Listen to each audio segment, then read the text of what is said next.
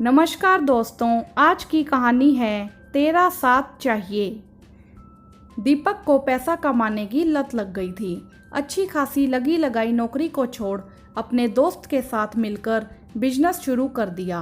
पहले तो वह अपने बिजनेस को अपने देश में बढ़ाना चाहता था, लेकिन पैसों की बढ़ती भूख ने उसे दूसरे देशों में भी अपने बिजनेस को फैलाने का लालच दे दिया। रिम्मी को उसका यह निर्णय सही नहीं लगा। उसने दीपक को बिजनेस ना करने की सलाह दी, लेकिन वह मानने वालों में से नहीं था। दीपक धीरे धीरे बिजनेस के कामों में इतना व्यस्त रहने लगा कि उसे अपने घर परिवार का होश भी नहीं रहा। सुबह की 7 बजे बच्चों के जागने से पहले नाश्ता करके घर से निकलता और रात के 10 बजे तक बच्चों के सो जाने के बाद वापस आता। बच्चे रिम्मी को पूछ पूछ कर परेशान कर देते, पापा कब आएंगे, कई दिनों से उन्हें देखा नहीं। रिम्मी बच्चों को क्या जवाब देती? वह तो खुद ही दीपक के अदृश्य परछाई के साथ रह रही थी। रिम्मी तो दीपक के लिए अपने मन में उठे हुए भावों को दबा देती, लेकिन बच्चों को कैसे समझाए? दीपक के लिए नाश्ता बनाने को उसे प्रतिदिन 6 बजे उठना पड़ता था।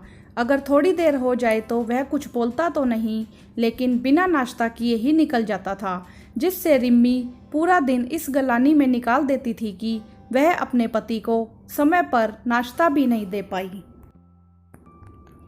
रिम्मी को सुबह से ही सिर में दर्द हो रहा था, फिर भी उसने परांठे और सूखी सब्जी दीपक के लिए बनाई और रात की चटनी के साथ उसे परोस दिया। नाश्ता करने के बाद दीपक बेडरूम में आकर टेबल पर इधर उधर पड़े पेपर को समेट रहा था, लेकिन उसे जरा भी आभास नहीं था कि रिम्मी उसे आंखों में मोटे मोटे आंसू भरे शिकायत भरी निगाह से देख रही है। दीपक ने अपने बिखरे हुए पेपरों को समेटा और ऑफिस चला गया। दीपक के कपड़ों को अलमारी में रखते हुए उसे अपनी शादी के शुरू के दिन याद आए, जब वह दोनों चांदनी रात में एक दूसरे की बाहों में बाहें डाले घंटों घने पेड़ों से झांकते थे। चांद की शीतलता से मंत्रमुग्ध होते थे। घर का कोना कोना दीपक के इत्र की खुशबू से महकता था। लेकिन अभी रिम्मी को सारा घर बंजर रेगिस्तान नजर आ रहा था और एयर कंडीशन की ठंडी हवा भी उसे लू के थपेड़े जैसी महसूस हो रही थी। कॉल बेल की कर्कश आवाज उसे विचारों की दुनिया से वापस लाई। दरवाजा खोला तो सामने शांताबाई खड़ी थी। अरे मैडम, आपकी तबीयत ठीक नहीं है क्या? रिम्मी की आंख लाल और उतरा हुआ चेहरा देखकर शांताबाई बोली। हाँ शांता, सिर में थोड़ा दर्द है, जरा मेरे लिए 1 कप चाय बना दो, साथ में टोस्ट भी देना, तब तक मैं बच्चों को उठाती हूँ। और हाँ, अपने लिए भी बना लेना। रिम्मी शांताबाई को बोलते हुए बच्चों के कमरे की तरफ चली गई। शांताबाई चाय लेकर आई, तब तक रिम्मी ने दोनों बच्चों को तैयार कर दिया था। रिम्मी ने चाय के साथ पेन किलर भी ले लिया। बच्चों को नाश्ता करा देने के बाद रिम्मी उनका लंच पैक कर रही थी। तभी उसकी बेटी बोली, मम्मी, मैं पापा से आज नहीं मिली, पूरे 10 दिन हो गए हैं।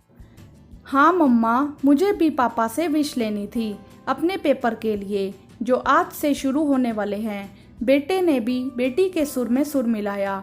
बच्चों को किसी तरह से समझा बुझाकर स्कूल भेज दिया। रात में हमेशा की तरह दीपक को आने में देर हो गई थी। बच्चों को सुलाकर रिम्मी हॉल में आ गई और टीवी देखते हुए दीपक का इंतजार करने लगी। रात के 12 बजे दीपक आया। जब तक वह चेंज करके आया, तब तक रिम्मी ने खाना लगा दिया। दोनों बिना कुछ बोले साथ में खा रहे थे। रिम्मी खामोशी तोड़ते हुए बोली, कल ऑफिस जाने से पहले बच्चों से मिल लेना, कई दिनों से मिले नहीं हो। दोनों सुबह उठते ही सवाल करते हैं कि पापा आज भी नहीं मिले, तो मेरे पास कोई जवाब नहीं होता है। देखो रिम्मी, मैं यह सब तुम्हारे और बच्चों के लिए ही तो कर रहा हूँ। मैं चाहता हूँ कि मेरे बच्चों को कभी भी किसी चीज़ की भी कमी महसूस ना हो। दीपक बोला, मैं बहुत थक गया हूँ, मुझे आराम से खाने दो, मुझे कोई लेक्चर अभी नहीं सुनना। कल बच्चों को किसी तरह समझा देना, मुझे ज़रूरी मीटिंग के लिए निकलना है। अपना फरमान सुनाकर वह खाने लगा। तुम्हें सिर्फ अपने काम और मीटिंग की फिक्र है, अपनी पत्नी और बच्चों के लिए तुम्हारे पास कोई समय नहीं है। रिम्मी उलाहना देने से अपने आप को रोक न पाई। मैं सोने जा रहा हूँ, जितना तुम्हें उलाहना देना है यहीं बैठकर देती रहो।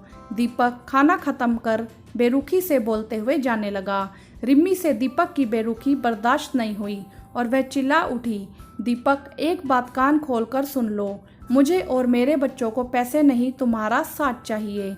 कल की खुशी के लिए तुम पैसों के पीछे भाग रहे हो और आज की खुशी गंवा रहे हो। जिस तरह आज तुम्हें बच्चों से ज़्यादा पैसों से प्यार है और अपने साथ के लिए बच्चों को तरसा रहे हो, कल को बच्चों को भी तुमसे नहीं तुम्हारे पैसों से प्यार होगा और तुम उनके साथ को तरसोगे। दीपक, मैं तुम्हारे हाथ जोड़ती हूँ, मुझे मेरा पुराना हंसता खेलता परिवार वापस लौटा दो, जहाँ पिता बच्चों की शरारतें थी, पत्नी का दर्द पति महसूस करता था। बोलते बोलते रिम्मी रोने लगी और बच्चों के कमरे में भागकर चली गई। धड़ाम से दरवाज़ा बंद होने की आवाज़ आई। दीपक रिम्मी को इस तरह रोता देख तड़प उठा। कितना कुछ रिम्मी के मन में चल रहा था, यह जानकर दीपक का मन गलानी से भर गया। आज अगर रिम्मी उसे महसूस नहीं कराती तो उसे पता भी नहीं चलता कि क्या पाने के चक्कर में वह क्या खो रहा था। लेकिन अपनी गलतियों को कैसे सुधारना है यह उसने सोच लिया। रिम्मी की नाक में मोगरे की खुशबू आ रही थी। उसने धीरे से आंखें खोली। सामने घड़ी पर उसकी नजर गई तो वह उछल पड़ी। 8 बज गए हैं, दीपक तो चला गया होगा। हड़बड़ा कर उठी, बच्चे भी जग गए हैं, लगता है शांताबाई भी आ गई है। तभी सामने गुलदस्ते में पड़े मोगरे फूलों पर नजर पड़ी तो रात का सीन आंखों के सामने घूम गया। मोगरे का फूल तो दीपक मुझे मनाने के लिए देता था जब मैं नाराज होती थी, लेकिन अब उसके पास मुझे मनाने का समय कहाँ है। लगता है शांताबाई रख गई होगी, रिम्मी मन ही मन सोच रही थी। रिम्मी ने उठकर बाहर देखा तो बच्चे नहा धोकर स्कूल जाने के लिए तैयार थे और दीपक उन्हें अपने हाथों से खाना खिला रहा था। शांताबाई झाड़ू लगा रही थी। रिम्मी को अपनी आंखों पर भरोसा नहीं हो रहा था। अपने बच्चों के चेहरे की मुस्कान देखकर रिम्मी चैन की सांस लेते हुए ईश्वर को धन्यवाद देने लगी। कहानी कैसी लगी आप हमें कमेंट्स करके ज़रूर बताएं। वीडियो को लाइक करें, शेयर करें, चैनल को सब्सक्राइब भी करें। धन्यवाद।